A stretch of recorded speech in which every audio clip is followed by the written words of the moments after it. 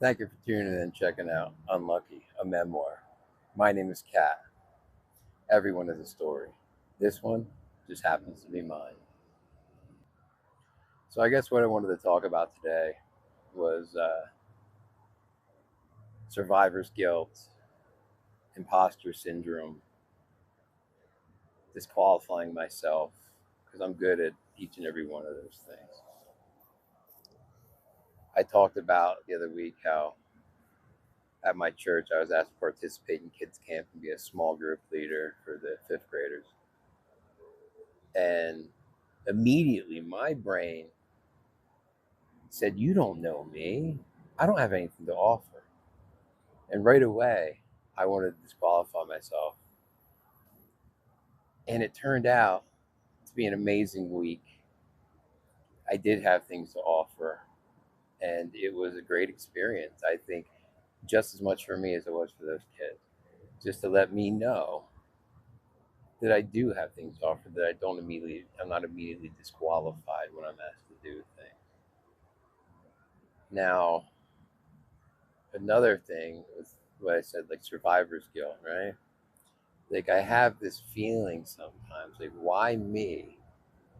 Why am I still here? Why was it decided that I got to stick around?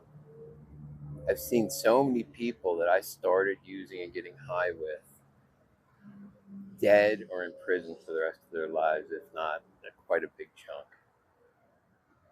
And other people that I started getting high with got clean long ago. So there's that option's gone for me. So it took me a lot longer to realize what I needed to do with my life. And it's a weird feeling. Like I started questioning, like, why was I worthy to still be here? What plan was there that put me in this position? And I'm doing my best to get beyond those things, right? Because I'm doing pretty good things in my life now. Peer support professional, manager of a sober living house. Um, there was a quote I saw the other day that said, "I'm only here because other people helped me." So that's why I decided I'm going to continue to try to help other people. And that's what I'm doing. I'm doing my best to try to help other people because I wouldn't be here without others' help, right? People that truly cared about my well-being and where I'd end up. It's also a reason I belong to the communities that I belong to. I finally found my way into communities of people who actually care about me and only want to see me do good, legitimately see me do good, not just want something in return, which is the people I settled for most of my life. I still remember there was a friend of mine who I'd known since elementary school who suffered with addiction and took his own life through an overdose, which reportedly was on purpose. He made phone calls the evening before, he wrote letters, and I remember the feeling I had when I found out. Part of me was happy he no longer had to suffer. He no longer had to deal with the horrible feelings of addiction, of what we put ourselves through. He no longer had to fight that demon. The fight was over. But then part of me was jealous because he no longer had to fight those demons anymore. Like, I could never bring myself to do that. I've attempted a few times. And I remember I finally got enough money together to get a hotel room one night because I always made a deal that if I was going to take my life, I wasn't going to do it outside and I wouldn't do it in someone's house because I didn't want to make my problem now their problem that they would have to deal with. So I finally got enough money. I was living out of my pickup truck at the time. I finally got enough money to get a hotel room and get enough dope to try to take my life. And I remember going in that room and getting high on a bag and just sitting there for a while And I went back and forth on this decision so many times, and I finally mixed everything else that I had up. It was a couple bundles worth that I just put all in one syringe. And I sat there looking at it. Must have been an hour or two trying to get the courage up, for lack of a better word, to take my own life. Finally, I made my peace with it and decided I was going to inject all that heroin into my arm, or fentanyl, I guess, at that point in time, and end things. And I did. And I fell out. And then I woke up in the morning cursing the sun because it didn't work. So there's multiple times in my life that there was a plan, that it wasn't my time, that I was here for something else. And it's hard to grasp that as to why I'm still here doing what I'm doing. Sometimes when you walk the path, it's hard to recognize the path that you're on. It just feels like a new trail that you're trying to forge.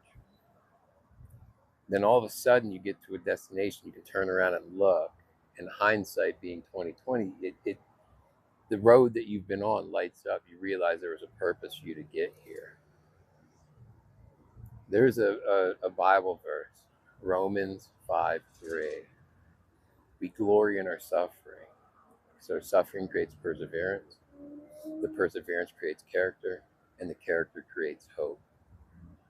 That's a strong verse for me. Like, it hit me so hard the first time I read it, because it finally made sense. Like, everything that I thought was me throwing my life away and wasting my life, I can now look back on as a purpose.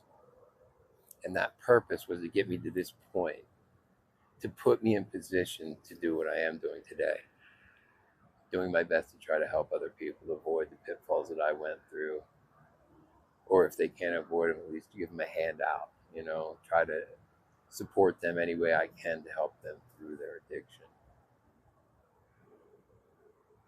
That's why these videos are so important to me. Like, putting my story out there and my experiences, so maybe somebody can take what I say and realize that they don't have to go down that road. They don't have to get to where I'm at in the same process. What got me here is what got me here. I've had people say, well, I don't want to, because I didn't use as hard of drugs as you. And it's understandable to feel that way, but this isn't a comparison game. What was bad enough to get you to the point of unmanageability in your life was bad enough. You don't have to make it worse. Unfortunately for myself, I needed to go down the path I needed to get here. I hit so many bottoms in my life, and I would just get out the pickaxe and the shovel and dig a little deeper. Hard-headed, I guess. But finally, I hit that bottom that I shared in the story, one of the earlier videos, of just absolute hopelessness. And it finally scared me enough to realize I needed to change something. I needed something different. So I continue to have good things happen in my life, and I'm given amazing opportunities all the time. And I am getting better with this, but I still have those feelings of it's too good to be true. But what I've come to realize is, when I was living that life as an addict, when things look too good to be true, they usually were. But now that I'm living a life as righteous as I possibly can, doing the next right thing, when good things happen, sometimes they really are just good things. And I'm getting better with trying to just enjoy the good things when they're good, instead of just dreading my way through them, expecting and waiting for the other shoe to drop.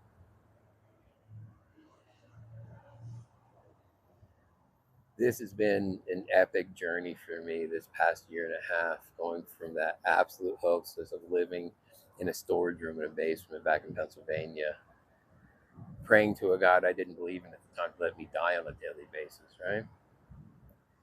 To now, like, the future's wide open.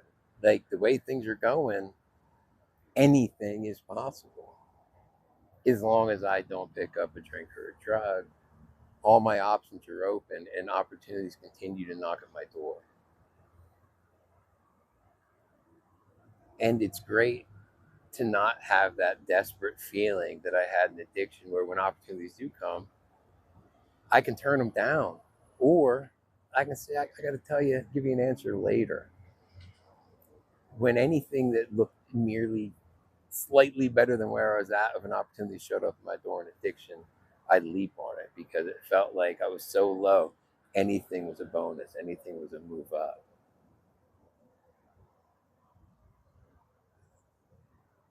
But as I said earlier, I'm getting better.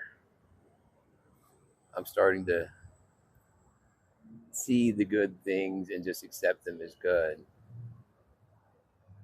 It's progress, not perfection, huh? Well, I want to thank you all again for tuning in and coming along on this ride with me. I really do appreciate each and every one of you that click on these videos and watch my story every week.